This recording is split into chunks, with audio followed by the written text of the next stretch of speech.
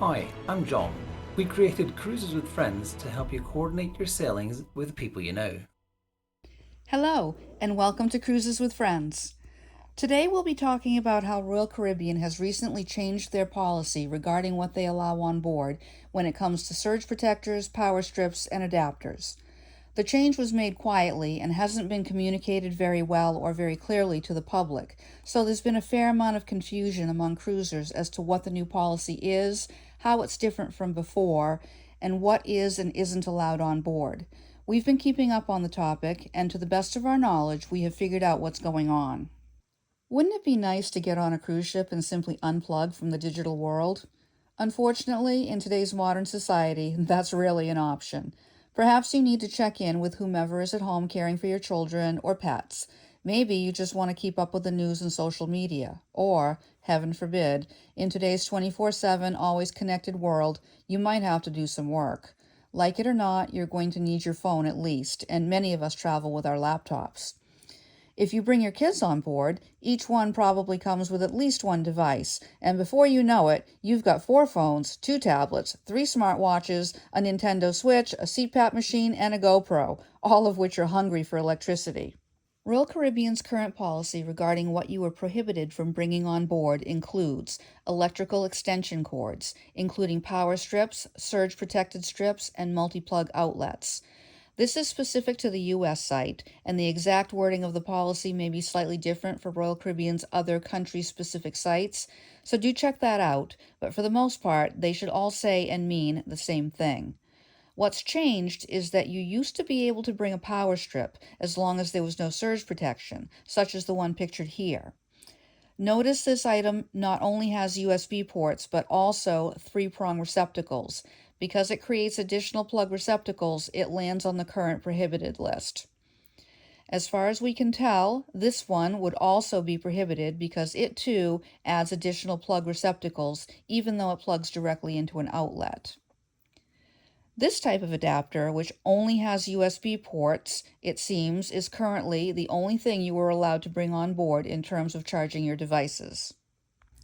So the question remains, how are we supposed to charge all these devices? Many newer Royal Caribbean ships have several plugs and USB ports in convenient locations throughout the room. The very newest ships have USB and USB-C ports to help families keep phones, tablets, and smartwatches charged. But some of the older ships have only a single American outlet and a single European outlet, and may or may not have any USB ports. One thing you can do is to bring either an American or a European adapter, which will give you 2 outlets instead of one. As well, if you're bringing a laptop computer on board, while you have it plugged into one of the outlets, you may be able to use its USB ports to charge other devices at the same time. If you decide to purchase a USB adapter, choose one with high wattage, which will allow you to charge devices quickly. Be sure to visit the Cruises with Friends blog to see which one we're using and get a list of must-have items to bring on every cruise. Now, you may be thinking it's worth it to try to just smuggle a power strip onto the ship. It's good to know that all luggage that's brought onto a ship is first x-rayed to catch things that are not allowed. It doesn't matter if it's packed in your regular luggage or a carry-on. If an item is detected, it most likely will be confiscated for the duration of the cruise, and you'll be able to retrieve it just before debarking the ship. You may have heard other people saying that they've brought power strips on board with no problem. We'll say that this does happen. Sometimes you can get a prohibited item through security.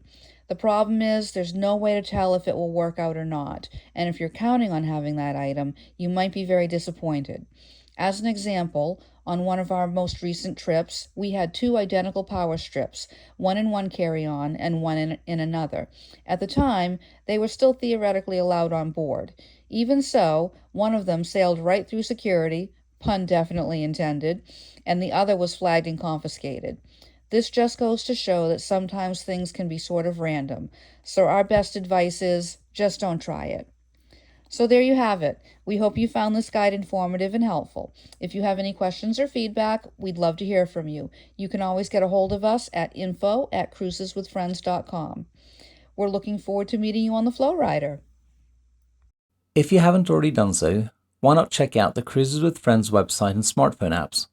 Cruises with Friends is a service that we developed to allow us to connect with friends and share which sailings we are on. We hope you enjoyed this video and found it useful. If you did, please click the like button and subscribe to our channel.